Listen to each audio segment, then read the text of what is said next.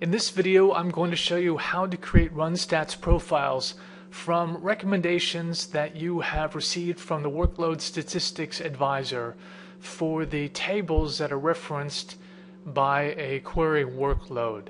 And before I open up the recommendations that I've already received from that advisor, I want to show you the systables profiles table and show you that it is currently empty.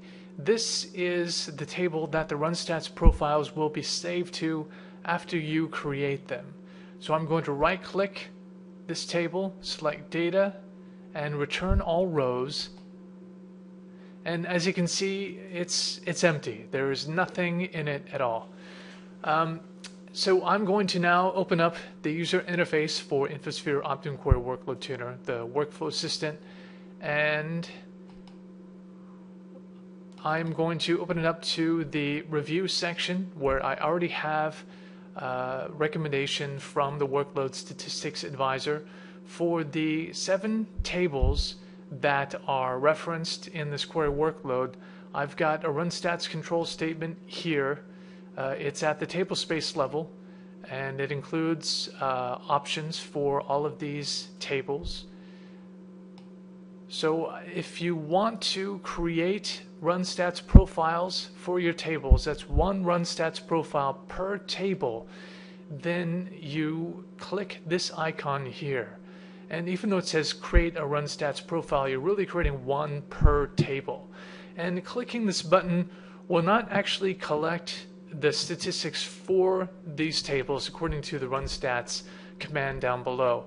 Instead, it is going to just run it so that we can, so that DB2 for ZOS can get the options for those RunStats profiles and then create those profiles in that table that we saw earlier. All right, so let's click this icon, and it says creating a profile, but again, it's creating one per table, and it just takes a few seconds. All right, and then this dialog here will say that IOKWT recommends that you recollect explain information for the tables, for the SQL statements that are in this query workload. You don't have to right now because nothing on the database really has changed except for the content of that systables profiles table. Like I said before, we haven't actually collected any new statistics for these tables. So I'm going to click cancel here, and then I'm going to go back to the SQL results view. Let me minimize this, and again I'll right click this tables profiles table, select data, and return all rows. And there you see we've got 7 RunStats profiles, one for each of those tables that was listed in the recommendations. So that's really all there is to it. And if you want to update your RunStats profiles when you get new recommendations from the Workload Statistics Advisor, all you have to do is click this icon next to the one you clicked before. It says update the RunStats profile for these tables. Again, it's really updating the RunStats profile for each of the tables that are in the query workload and that have recommendations for them.